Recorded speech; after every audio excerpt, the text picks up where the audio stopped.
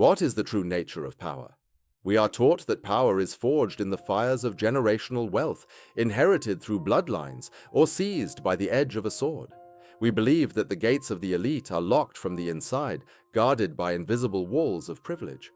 But history, in its quiet, hidden corners, tells a different story. It whispers a secret known only to the most observant minds. Power is not a tangible object. It is a perception. It is an illusion, woven from symbols, colors, and archetypes. If you can master the symbols of power, you can hijack the human mind. Imagine, for a moment, a young boy in the late 1960s. His hands are stained with motor oil, the sharp, intoxicating scent of gasoline clinging to his clothes. He is not a prince. He is not an heir. He is a gas station attendant in a working-class town in upstate New York, watching the world drive by. Yet, this invisible boy, standing at the pumps, would go on to conquer the very aristocracy that ignored him. He would not do it through force, but through a masterful manipulation of human psychology and the ancient art of semiotic alchemy. He would steal the uniform of the gods, package it, and sell it to the masses. This is not merely a story about fabric or fashion. This is a masterclass in the architecture of human desire. This is the psychological dissection of how a gas station boy named Thomas Jacob Hilfiger created an empire, hacking the collective unconscious to become a king. To understand the magnitude of this transmutation, we must first descend into the psychology of the observer. The gas station is a liminal space.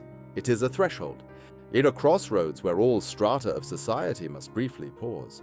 For a teenage Tommy Hilfiger, pumping gas in Elmira, New York, the station was not a place of labor. It was a laboratory of human behavior. When you are the hired help, you become invisible. And in that invisibility lies a tremendous psychological advantage. You become the ultimate watcher. Hilfiger watched the cars that pulled in. He observed the demeanor of the drivers, the cut of their clothes, the subtle markers of status they wore like armor. He realized early on a fundamental truth of human social dynamics. We do not dress to protect ourselves from the elements. We dress to project our place in the hierarchy. Clothing is the most immediate form of nonverbal communication. It is a language of power, belonging, and aspiration. At 18, driven by an insatiable hunger to transcend his circumstances, he took his life savings, a mere $150, and drove to New York City. He bought 20 pairs of bell-bottom jeans, brought them back to Elmira, and sold them from the trunk of his car. The demand was immediate. This led to his first brick-and-mortar venture, a store called People's Place. But Hilfiger was not just selling denim. He was intuitively practicing what psychologists call enclothed cognition, the phenomenon where the clothes a person wears actually alter their psychological processes. He was selling the rebellion of the 1960s, the archetype of the rock star, the illusion of freedom to teenagers trapped in a sleepy town. People's Place became a sanctuary, a cultural epicenter. However, the universe demands a toll for premature success.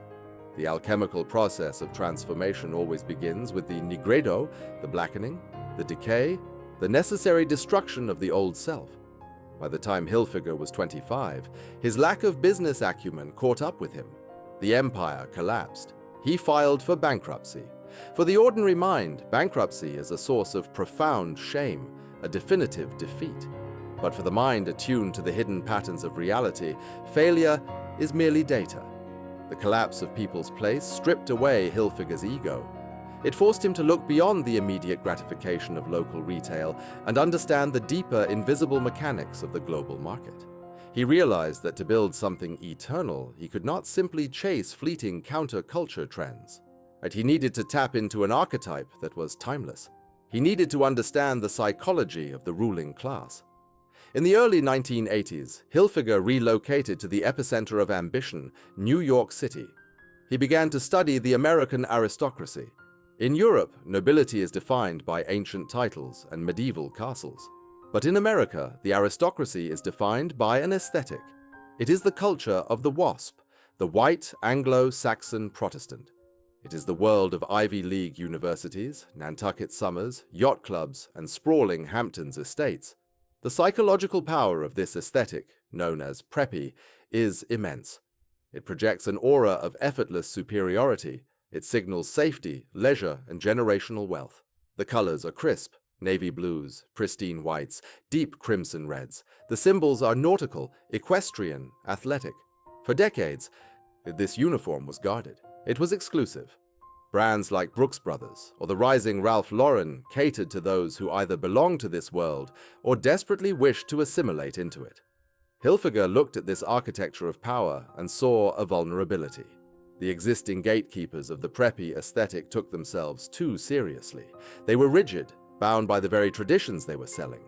Hilfiger, the outsider, the gas station boy, realized he could take the sacred symbols of the American elite, loosen them, amplify the colors, make them slightly oversized, and democratize them. Historically, this is a maneuver of profound subversion. Consider the sumptuary laws of ancient Rome or medieval Europe. The ruling classes enacted strict laws dictating what colors and fabrics the lower classes could wear. Tyrian purple was reserved strictly for the emperor under penalty of death. Why? Because the elite understood that if the commoner wears the purple, the illusion of divine superiority vanishes. The symbol is the power. Hilfiger's genius was his audacious plan to steal the American purple dye and sell it on every street corner. But having the vision is not enough. The world is full of brilliant minds whispering in the dark. To manifest reality, one must master the art of the bluff. One must command the attention of the collective psyche, enter the Mohan-Murjani alliance and the most audacious psychological hack in the history of modern commerce. In 1984, Hilfiger partnered with Murjani, an Indian textile magnate who was looking to launch a men's clothing line. Murjani recognized Hilfiger's uncanny ability to read the zeitgeist. But how do you launch an unknown designer into a market dominated by titans? You do not ask for permission to sit at the table. You declare that you already own the room. Murjani hired the legendary advertising provocateur George Lois. Lois understood that the human brain operates on heuristics, mental shortcuts. If you tell the public a bold, uncompromising lie with enough confidence and scale, the human mind will bend to accept it as truth. This is the mechanics of belief. Lois designed a billboard to be placed in the center of the world, Times Square, New York. The billboard featured no models. It featured no clothing. It was simply a massive, minimalist text that read, "The four great American designers for men are R.L., P.E., C.K., T.H." Below the initials was the Tommy Hilfiger logo, a brilliant piece of semiotic engineering in itself, utilizing the nautical flag alphabet, inherently projecting the old money sailing aesthetic. When this billboard was unveiled, it triggered a cognitive dissonance across the nation. The brain easily filled in the first three: Ralph Lauren, Perry Ellis, Calvin Klein. These were the undisputed kings, the patricians of American style. But the fourth, T.H., the mind abhorred the missing piece of the puzzle. By forcing the consumer to solve the riddle, Lois and Hilfiger hijacked the brain's dopamine reward system. When people finally learned the name Tommy Hilfiger, the association was already cemented. He had not yet sold a single shirt from his new collection, yet he had forcibly inserted himself onto the Mount Rushmore of fashion.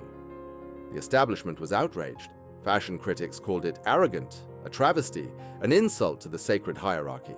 But the outrage only fueled the fire. In the realm of power, to be hated is better than to be ignored. Outrage is energy. Hilfiger harnessed the indignation of the elite to power his ascent. The audacity of the bluff worked. The collective unconscious accepted the new reality. The gas station boy was now a king. But the most fascinating psychological phenomenon of the Tommy Hilfiger story, the twist that elevates it from a mere business success to a profound sociological case study, occurred in the 1990s. Hilfiger had successfully packaged the illusion of the wealthy, white American elite. But suddenly, his clothes began to be adopted by a completely different demographic: the sprawling, vibrant, emarginalized communities of urban America, specifically the rising architects of hip-hop culture, began wearing Tommy Hilfiger. Why did this happen? From a psychological standpoint, it is a masterpiece of semiotic reappropriation. In the concrete jungles of New York, Detroit, and Los Angeles, young black men and women were systematically excluded from the American dream. They were denied access to the yachts, the country clubs, and the Hamptons. But human beings possess an indomitable will to conquer. If you cannot physically enter the fortress of the elite, you take their flags and wear them as trophies. By taking the hyper-preppy, oversized Tommy Hilfiger sailing jackets, covered in nautical crests and American flags, and wearing them on the streets of the Bronx or Brooklyn, hip-hop culture was committing an act of brilliant subversion. It was an assertion of dominance. We are excluded from your world, so we will take your symbols, redefine them, and wear them better than you do. This is a historical pattern. When Alexander the Great conquered Persia, he did not destroy their culture. He adopted Persian royal dress. He took their symbols of power to assert his own absolute dominance over them. The urban youth of the 1990s were the new conquerors, redefining the landscape of global culture. And Tommy Hilfiger was their chosen armor. Many brands would have panicked. In fact, historically, it's when luxury brands see their clothing adopted by marginalized or urban demographics, they often retreat, terrified of losing their core elite customer. They succumb to their own prejudice and fear. Here is where Hilfiger's background as the invisible boy at the gas station saved him.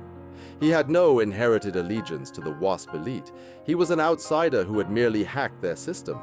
When he saw hip-hop artists like Grand Puba and later Snoop Dogg wearing his clothes, he did not recoil. He recognized the immense raw power of this new cultural royalty. In a move of supreme psychological flexibility, Hilfiger leaned in. In 1994, Snoop Dogg appeared on Saturday Night Live, one of the most watched television programs in America, wearing an oversized Tommy Hilfiger rugby shirt with the word Tommy plastered across the chest. Hilfiger's brother had personally handed the shirt to Snoop. The next day, that shirt sold out across the entire country. Hilfiger began designing with this new demographic in mind. He made the logos bigger, the colors bolder, the fits looser. He entered into a symbiotic relationship with hip-hop. He gave them the aesthetic of the American dream, and they gave his brand an edge, a street credibility, an undeniable coolness that money simply cannot buy. He fused the old money illusion with raw, new money energy. It was the ultimate alchemical marriage of opposites. The brand exploded into a multi-billion-dollar global empire. This evolution reveals a profound truth about human identity and the nature of the masks we wear. We live in a world governed by symbols. The logos on our chests, the cut of our fabric, the colors we drape over our shoulders, they are not mere thread. They are psychological talismans. They speak before we open our mouths. They declare our aspirations, our allegiances, and our hidden desires to belong or to conquer. Hilfiger's mastery was not in the tailoring of cotton. It was in his deep, intuitive reading of the human soul. He understood that everyone, from the bored teenager in upstate New York to the aspiring broker on Wall Street, from the marginalized youth in the inner city to the global superstar, shares a common, burning desire. The desire to be seen, to be validated, to wear the mantle of power. Look closely at the trajectory. It is the hero's journey stripped of its mythological gloss and applied to the ruthless mechanics of modern capitalism. And the boy at the gas station learns the world by observing it from the absolute bottom. He takes a leap of faith, builds a fragile empire, and watches it burn to ash. From the ashes of his ego, he studies the architecture of the unattainable elite. He reverse engineers their prestige. He uses the dark arts of mass communication to hypnotize the public into believing he belongs at the top. And when the marginalized warriors of a new cultural paradigm adopt his armor, he adapts, merging two wildly different worlds into a unified global phenomenon. He proved that the walls guarding the elite are made of glass, and the locks are merely illusions. If you understand the psychological weight of a symbol, you can rewrite your destiny. As we navigate our own lives, walking through the grand theater of society, we must ask ourselves, what symbols are we unconsciously bowing to? What uniforms have we accepted as reality? And more importantly, what could we achieve if we, like the boy smelling of gasoline, dared to see the world not for what it tells us it is, but for the malleable psychological construct it truly is? The universe is mental. Reality is shaped by those who dare to design the perception of it. The clothes you wear, the titles you covet, the power you perceive in others, it is all a grand, intricate game of symbols. Tommy Hilfiger simply learned the rules of the game, and then, with a smile and an audacious bluff, he rewrote them. Remember this the next time you look at a logo or feel the weight of an exclusive room. There is no magic in the fabric. The magic, the true alchemy, lies entirely within the mind. Master the perception, and you master the world.